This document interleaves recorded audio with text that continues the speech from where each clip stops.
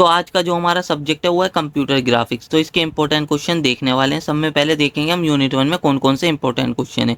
तो यूनिट 1 में सब में ज़्यादा जो इंपॉर्टेंट क्वेश्चन है एक तो है वो कंप्यूटर ग्राफिक्स। तो कंप्यूटर ग्राफिक्स के बारे में पढ़ लेना और एप्लीकेशन ऑफ कंप्यूटर ग्राफिक्स।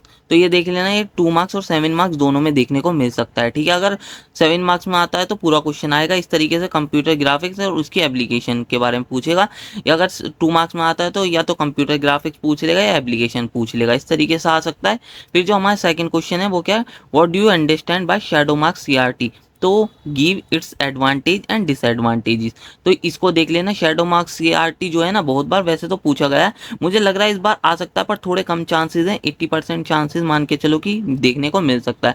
तो यही पढ़ना, इसके अलावा और कोई सा सीआरटी का टॉपिक पढ़ने की जरूरत है ही नहीं। बस यही वाला जो मैंने बताया ना, शैडो मार्क सीआरटी, यही पढ़ लेना और कोई सी नहीं पढ़ना। ठीक है, और फिर थर्ड हमारा क्या है, raster and random scan display, और इसके बीच में डिफरेंस भी देख लेना। फिर थर्ड जो होता है हमारा रास्टर और रैंडम स्कैन डिस्प्ले देख लेना, और इनके ना डिफरेंट नेम भी हैं तो उनको भी देख लेना, किस किस क्या क्या नेम है इनके। ठीक है, वो भी देख लेना, उनसे भी आ सकता है, या डायरेक्ट भी पूछ सकता है, रास्टर और रैंडम स्कैन डिस्प्ले और इनके बीच में डिफरेंस भी। ठीक है, यही है हमारा थर्ड क्वेश्चन। फोर्थ क्या हमारा 2 मार्क्स के लिए है वो पिक्सल्स, फ्रेम बफर और एस्पेक्ट रेशियो। तो ये 2 मार्क्स में ही देखने को मिलेंगे, ज़्यादा में नहीं मिलने के, तो 2 मार्क्स के हिसाब से ही पढ़ना।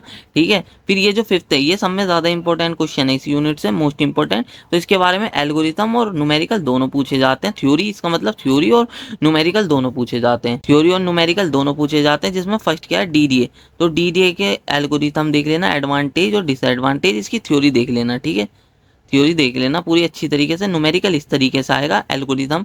आपको ना मैं ना नोट्स दूंगा कुछ, तो मैं आपको ना नोट्स दूंगा इसके कंप्यूटर ग्राफिक्स के, उसके अंदर ना बहुत शॉर्ट में लिखा हुआ है सब कुछ ना, एल्गोरिथम ये सब थ्योरी किस तरीके से लिखनी है सब ना बहुत ज़्यादा शॉर्ट में लिखा हुआ है।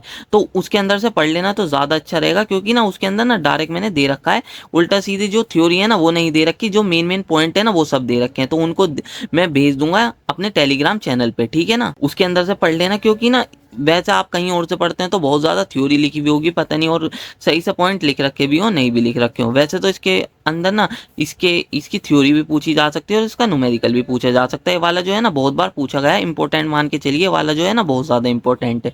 मोस्ट इंपॉर्टेंट में लिख लीजिए ये वाला, या तो थ्योरी आएगी या थ्योरी आएगी या न्यूमेरिकल आएगा। ठीक है, इस तरीके से देख सकते हैं आप यहाँ पर ना न्यूमेरिकल देख सकते हैं। न्यूमेरिकल इस तरीके से आएगा, write DDA algorithm for line drawing rasterized the line between the points, ये पॉइंट दे देगा बाय यूजिंग द सेम। तो इस तरीके से हमारा न्यूमेरिकल आ जाएगा, तो इसको देख लेना, इस तरीके से पॉइंट दे रखे होंगे और इस तरीके से हमें डीडीए जो हमारा एल्गोरिथम है उससे सॉल्व करना है।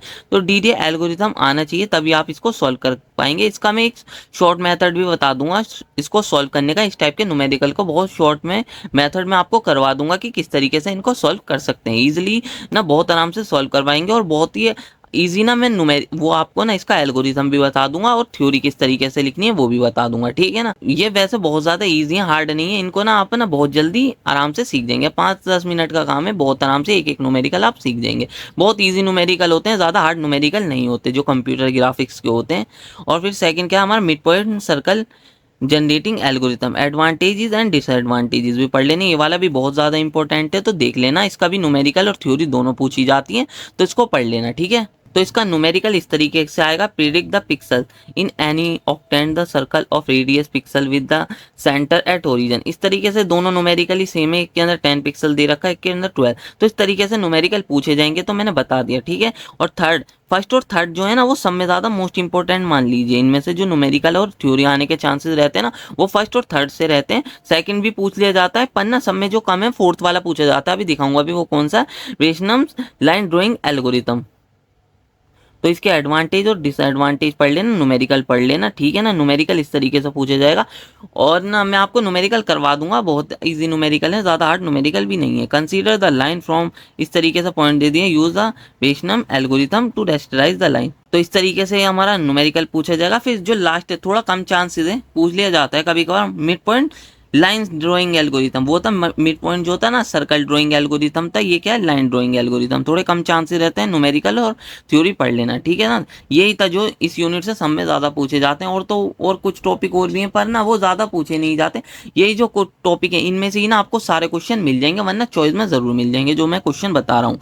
तो इनको ही पढ़ के चले जाना, इनके अलावा कुछ और नहीं पढ़ना, सारे जो क्वेश्चन मिल जाएंगे ना इन्हीं में से मिल जाएंगे। अगर आपको वीडियो अच्छी लगी हो तो वीडियो को लाइक और चैनल को सब्सक्राइब कर लीजिए। अब मिलते हैं इसी तरीके की नेक्स्ट वीडियो में।